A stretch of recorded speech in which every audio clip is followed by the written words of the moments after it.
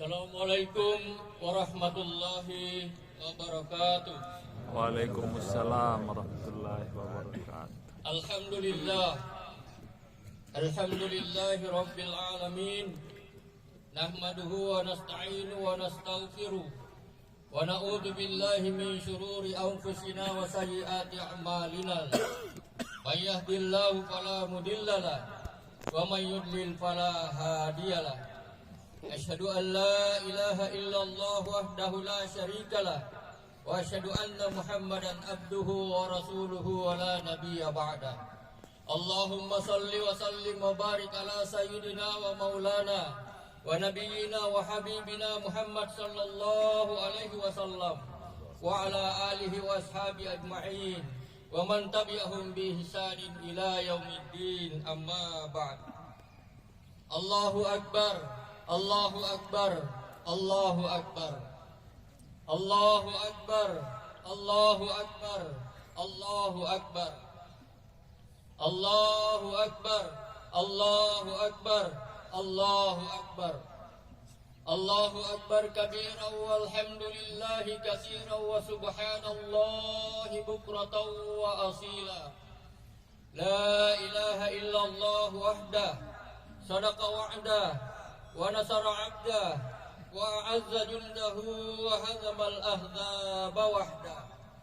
La ilaha illallah wa la na'budu illa iyyahu mukhlishina lahuddin walau karihal kafirun walau karihal fasiqun walau karihal musyrikun walau karihal munafiqun. La ilaha illallah wallahu akbar, Allahu akbar walillahil hamd. Alhamdulillahi rabbil alamin. Dengan segala tantangan, godaan dan dinamikanya, kita telah menyelesaikan ibadah Ramadan 1444 Hijriah selama sebulan penuh. Di satu sisi kita bergembira karena janji Allah melalui Rasulnya menyatakan, barang siapa yang berpuasa dengan landasan iman dan dilaksanakan dengan penuh perhitungan ihtisaban, maka akan diampuni dosanya yang telah lalu.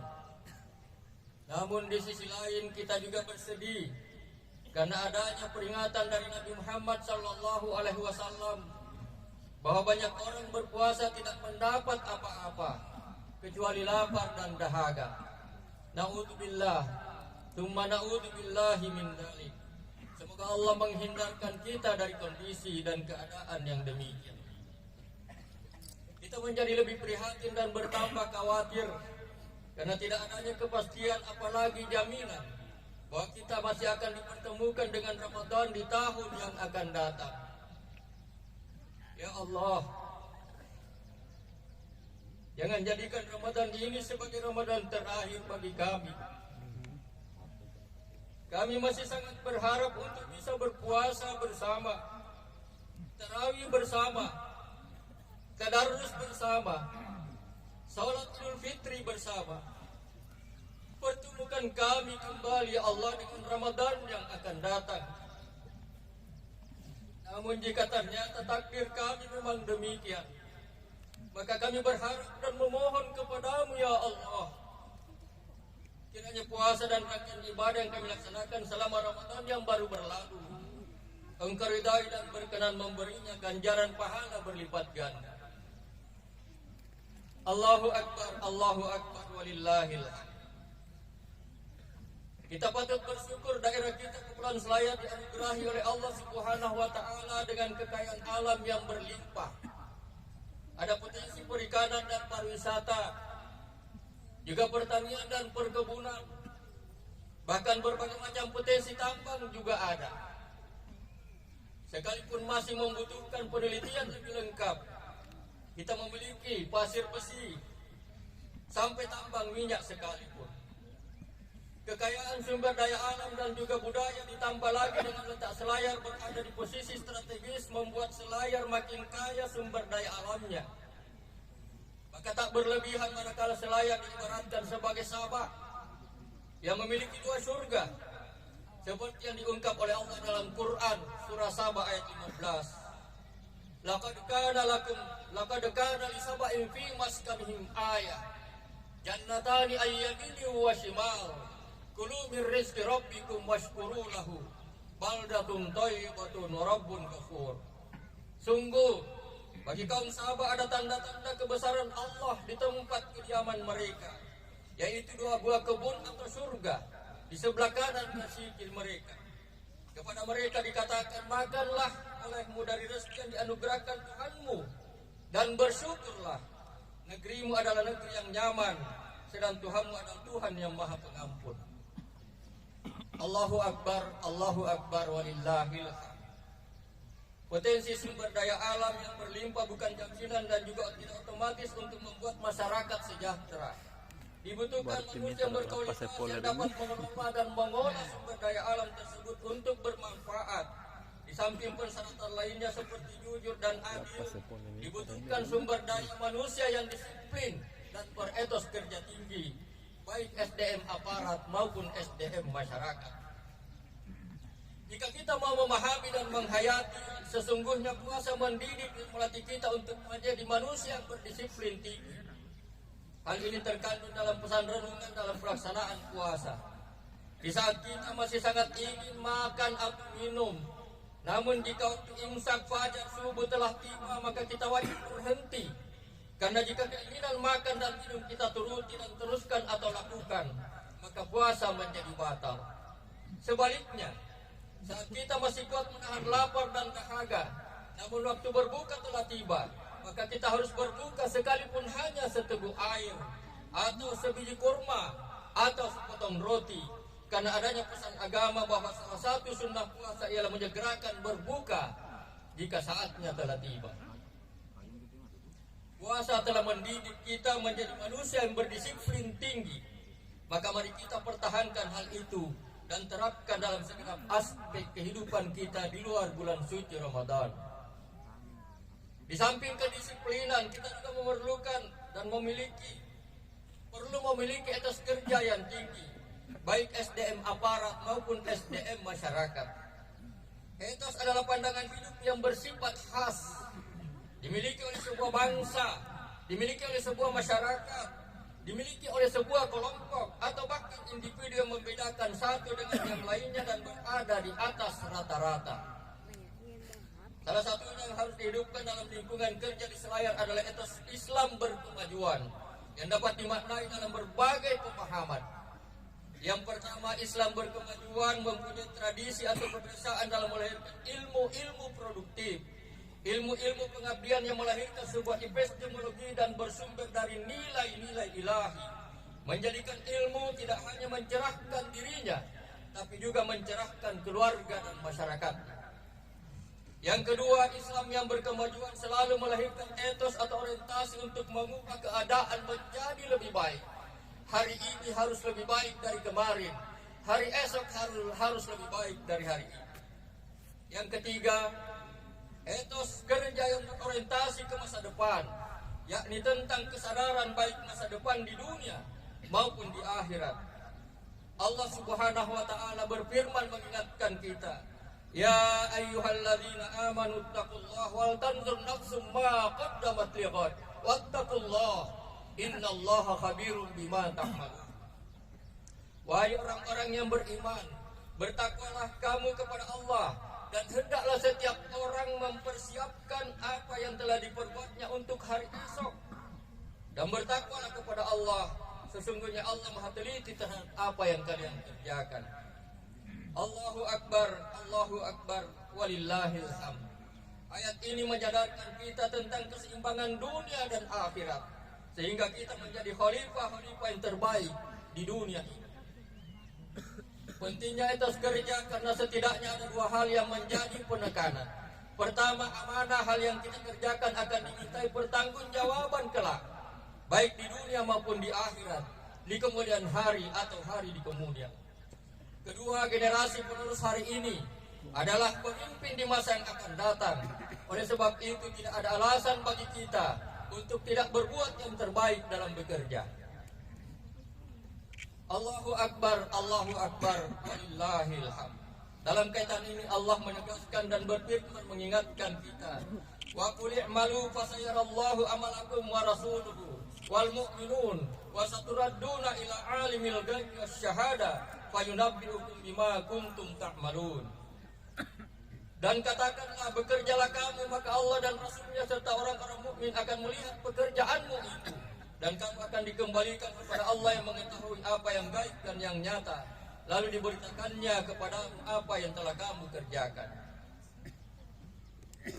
Niatkan dalam hati etos kerja seperti surah Al-Insyirah ayat 28 yang berbunyi, fa idza faragta fansab wa ila rabbika farghab. Maka apabila engkau telah selesai melaksanakan satu urusan, tetaplah bekerja keras untuk melaksanakan urusan selanjutnya, dan hanya padamu, pada Tuhanmu lah kamu pantas berharap. Ibadah Ramadan, terutama puasa, juga telah mendidik dan melatih kita untuk memiliki skor yang tinggi secara logika dan alami. Karena kurang makan dan kurang minum, kekuatan jasmani boleh jadi menurun, namun dalam waktu yang sama kekuatan rohani menjadi meningkat, bahkan berlipat-lipat. Sejarah telah membuktikan, karena kekuatan rohani pasukan mukmin yang dipimpin langsung oleh Rasulullah Muhammad SAW dalam perang Badar mampu mengalahkan tentara kafir yang 3 kali lebih besar dari kekuatan orang beriman, 300 melawan 1000 tentara kafir. Tapi itu terjadi di bulan Ramadan ketika Muhammad dan sahabatnya lagi puasa.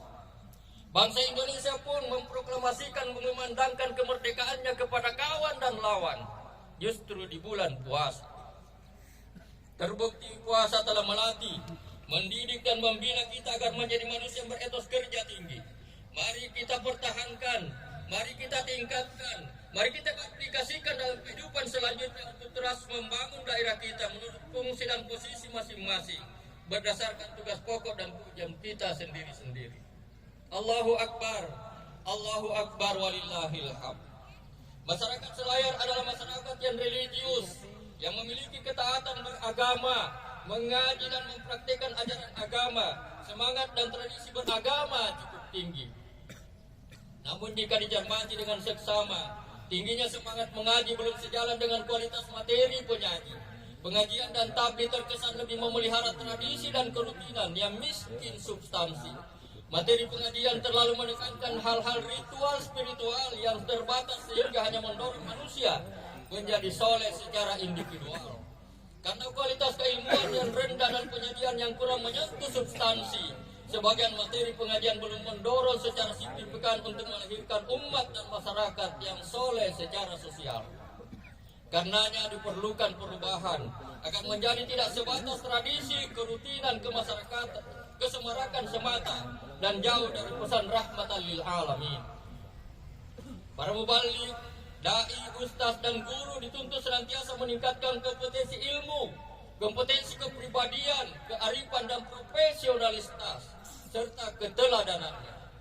Kajian agama hendaknya diselenggarakan sebagai proses pencerahan agar umat memahami agama secara luas dan mendalam, serta agar agama menjadi sumber ajaran dan nilai menggerakkan dan memajukan umat. Beragama yang mencerahkan menuntun umat untuk meneguhkan kebenaran, meneguhkan kebaikan, mempertahankan akhlak yang mulia, kedamaian, kemajuan, optimisme dan keutamaan dalam menghadapi berbagai dinamika kehidupan. Dengan modal kedisiplinan dan etos kerja yang tinggi sebagai hasil dari didikan Ramadan, SDM Selayar baik aparat maupun masyarakat akan lebih berkualitas untuk mengelola dan mengelola SDA yang ada untuk lebih mensejahterakan masyarakat. Salah satu kekayaan yang dimiliki Selayar adalah kekayaan budaya dan kebudayaan. Kebudayaan dimaknai sebagai sistem pengetahuan kolektif manusia dalam menanggapi lingkungannya, melahirkan pola perilaku bersama dalam kehidupan bermasyarakat. Persoalannya ialah bagaimana mengembangkan seni budaya pada khususnya dan kebudayaan pada umumnya lebih kreatif dan inovatif, serta menjadikannya sebagai instrumen dakwah. Lebih jauh lagi ketika berbicara tentang kebudayaan sebagai sistem pengetahuan kolektif, kita semakin dituntut mengembangkan pandangan dan strategi kebudayaan dalam gerakannya, sekaligus menjadikan tangga utama menuju perwujudan membangun peradaban yang utama. Budaya dan kebudayaan mempunyai hubungan erat dengan tradisi. Tradisi ialah kebiasaan yang turun-temurun yang menjadi siklus hidup masyarakat dari berbagai upacara atau ritual. Misalnya ritual kelahiran dan kematian, yang menjadi tradisi dalam masyarakat kita di Selayar. Ada pula ritual yang terkait dengan upacara menanam padi, upacara laut, memulai membangun rumah dan sebagainya. Tradisi ritual seperti itu sesungguhnya tidaklah bermasalah selama di dalamnya tidak mengandung unsur-unsur bid'ah, tahayul dan syirik yang kemudian populer dengan istilah TBC. Bid'ah secara mudah artinya membuat sesuatu yang baru terkait ibadah yang tidak ada contohnya dari Nabi. Tahayul menyangkut kepercayaan tertentu yang mengandung imajinasi, hayalan atau mistik. Sedangkan hurafat berkaitan dengan kepercayaan tertentu yang sering dikaitkan dengan nasib baik atau buruk ketika ada peristiwa alam atau peristiwa lainnya. Para pelaku tradisi cenderung berlebihan sehingga upacara atau ritual sosial yang sejatinya mengandung makna mendalam yang terkait dengan fenomena alam yang bersifat sunnatullah sekaligus tidak terlepas dari kekuasaan Allah kemudian mengalami pendangkalan sehingga berkembang menjadi tahayul, bid'ah atau khurafat dan syirik. Dari sudut pandang ajaran Islam, kedahsyatan laut dengan segala hukum alamnya misalnya dikaitkan dengan sang pengumpul Nyai Roh Tidur. Ada tradisi melepas kematian anggota keluarga dengan ritual pembacaan ayat-ayat Al-Quran seperti Yasinan. Padahal terbuka untuk membaca ayat-ayat lain dalam Al-Quran. Sehingga seolah menjadi wajib. Disertai kepercayaan roh orang yang meninggal berpindah-pindah sesuai dengan periode harinya ala Hinduisme. Hal tradisi seperti itu yang harus dikritisi. Apalagi jika ada unsur memaksa diri.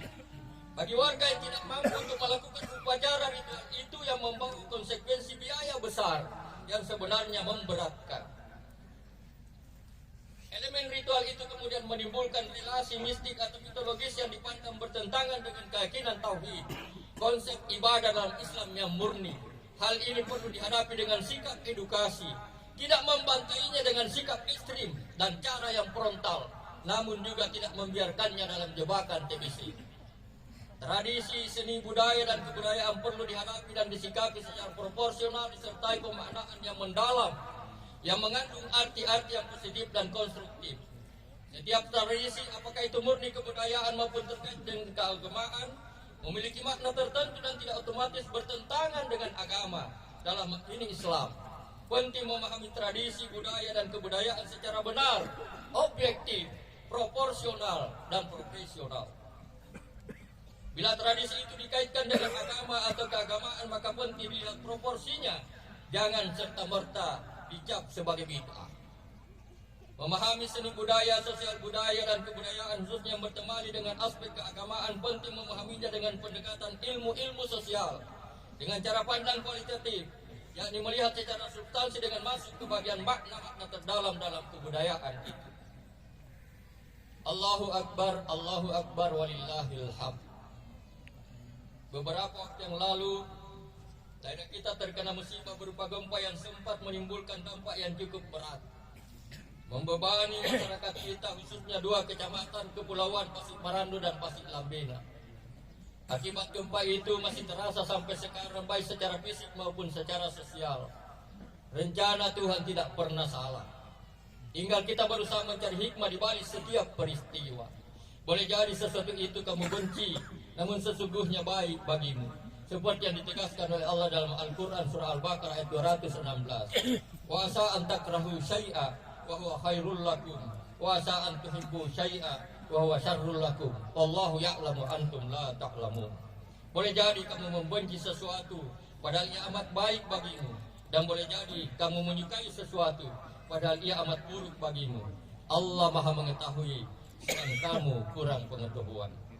Salah satu di antara sekian banyak hikmah di balik peristiwa gempa dengan segala akibatnya tersebut adalah menguji dan membuktikan rasa peduli kita pada sesama yang sedang menghadapi berbagai kesulitan akibat gempa tersebut.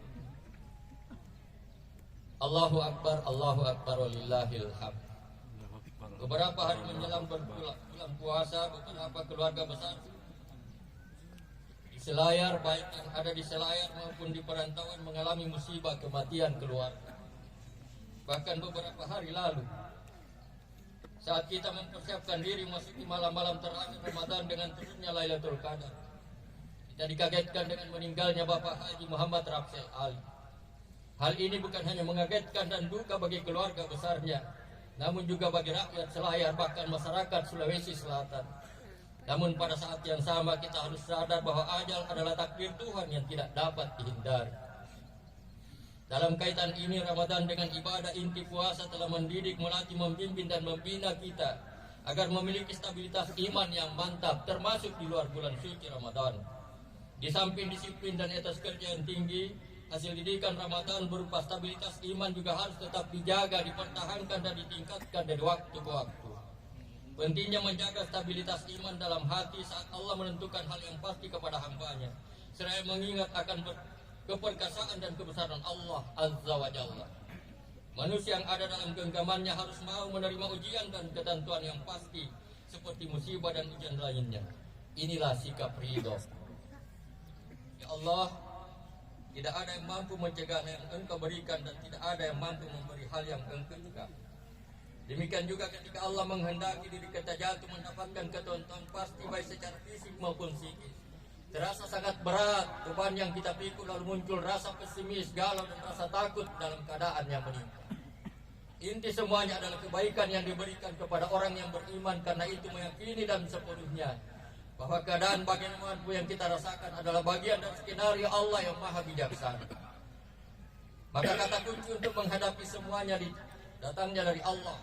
Kalau berupa nikmat yang identik adalah kebahagiaan, ia bersyukur dengan memaksimalkan nikmat dan rahmatnya di penggunaan untuk murakabah, mendekatkan dirinya kepada Allah sedekat-dekatnya sebagai wujud syukur. Atau sebaliknya, ketika kita menata hati untuk menjaga amarah dan emosi, tetapi bersabar atas musibah yang kita derikan. Sebagaimana dalam sebuah hadis dari Suhaib, Rasulullah SAW bersabda, sungguh menakjubkan keadaan seorang mukmin. Seluruh urusannya itu baik. Ini tidaklah didapati kecuali pada seorang mukmin. Jika mendapat kesenangan, ia bersyukur dan itu baik baginya. Jika dia mendapatkan kesusahan dan ia bersabar, dan itu pun baik baginya. Itulah ketakjuban yang melekat pada diri seorang mukmin. Seluruh kebaikan yang dominan dia rasakan sudah mengharusnya ia mensyukurinya. Sebaliknya, kekurangan sesuatu yang tidak mengenakan dalam hati, rasa gundah, khawatir, takut yang hanya sesaat, momen tertentu saja dibandingkan dengan perasaan yang dominan, perasaan kebahagiaan yang dialaminya. Itu sebagai perasaan berimbang proporsional yang diturunkan Allah dan sengaja menjadi semangat dan spirit dalam menjalani kehidupan. Allah hendak menilai sejauh mana nilai syukur dan sabar kita yang kita upayakan. Karena sangat jelas kedua macam perasaan selalu mewarnai kehidupan seorang itu sampai bertolak belakang dan pasti terus ada, lalu menyelinap dalam hati kita sampai kematian tiba. Maka dari itu kita harus menata untuk belajar ridha atau puas atas keputusan yang dijatuhkan Allah kepada hambanya, termasuk diri kita, sebagaimana ikrar kita sebagaimana dalam zikir kita setiap saat. Tidak ada upaya dalam kesungguhan kita selain saling wasiat dalam kebenaran dan wasiat dalam kesabaran.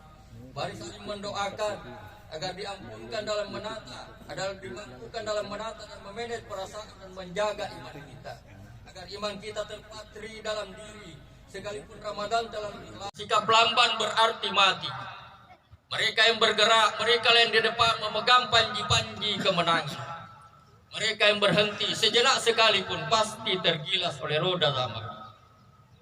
Boleh jadi religi ini dipicu oleh firman Allah, wal asri demi masa, wad duha demi waktu duha, wal laili demi waktu malam, atau fa idza faragta fansab, selesai sekerjaan satu pekerjaan, lakukan pekerjaan berikutnya.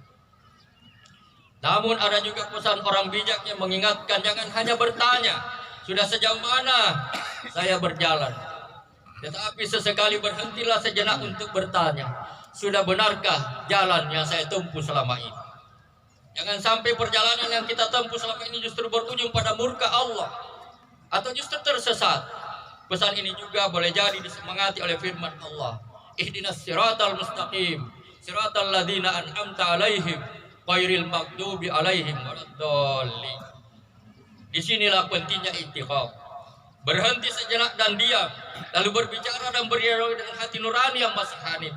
Secara umum di sini letak pentingnya perenungan dan penghayatan terhadap setiap ibadah ritual yang kita lakukan agar kita tidak terjebak dalam rutinitas, formalitas semata-mata. Karena setiap ibadah mengandung filosofi dan hakikat makna yang sejati.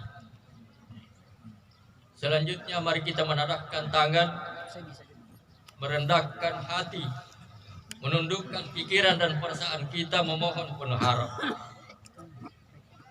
Allahumma ya Allah, segala puji kami persembahkan hanya kehadirat-Mu, karena hanya Engkau yang pantas dipuji dan wajib diibadahi.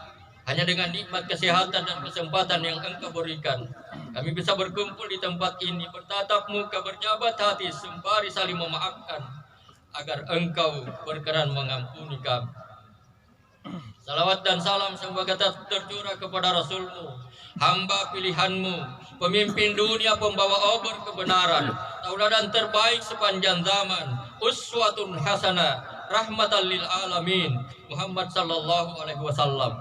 Semoga rahmat dan ridha Allah tetap tercurah kepada pengikutnya, sahabatnya dan keluarganya. Allahumma ya Allah, di hadapan kami terpampang tugas yang makin berat, di pundak kami terpikul beban yang makin syarat. Satu padukan hati, gerak dan langkah kami untuk membangun diri dan keluarga kami, untuk membangun instansi dan institusi kami, untuk membangun masyarakat dan daerah kami. Jangan biarkan kami bercerai-berai, hindarkan kami dari perpecahan, jauhkan kami dari perselisihan dan saling silang sengketa yang membuat kami lemah tanpa daya. Sungguh Engkau yang maha menggerakkan hati setiap insan, Engkau yang maha kuat lagi perkasa. Allahumma ya Allah, Engkau maha pemaaf, suka memaafkan, maka maafkanlah kami ya Allah. Allahumma innaka afuwun karim, tuhibbul afwa fa'fu anni. Ampunilah kami, ampunilah kedua orang tua kami, ampunilah guru-guru kami, dan ampunilah para pejuang pendahulu kami. Allahumma ya Allah, perkenankanlah doa dan minta kami, sungguh hanya padamu kami berharap dan berserah diri. Rabbana amanna bima anzalta taba'na rasul faktubna ma'asyahidin. Rabbana la tu'akhidna in nasina aw akhtana, wa la tahmil alaina isran kama hamaltahu alal ladzina min qablina, wa la tuhammilna ma la taqata lana bi, wa'fu anna waghfir lana warhamna anta maulana fansurna 'alal qaumil kafirin. Rabbana amanna bima anzalta wattaba'na ar-rasul faktubna ma'asyahidin. Rabbana hab lana minas solihin, Rabbana hab lana minas solihin, Rabbana hab lana minas solihin, Rabbana hab lana min azwajina wa dzurriyyatina qurrata a'yun waj'alna lil muttaqina imama, waj'alna lil muttaqina imama, waj'alna lil muttaqina imama. Rabbana atina fid dunya hasanah wa fil akhirati hasanah wa qina adzabannar, wa adkhilnal jannata ma'al abrar, wa adkhilnal jannata ma'al abrar, wa adkhilnal jannata ma'al abrar ya aziz ya ghaffar ya rabbal alamin. Subhanaka rabbil izzati amma yasifun, wa salamun alal mursalin, walhamdulillahi rabbil alamin. Assalamualaikum warahmatullahi wabarakatuh.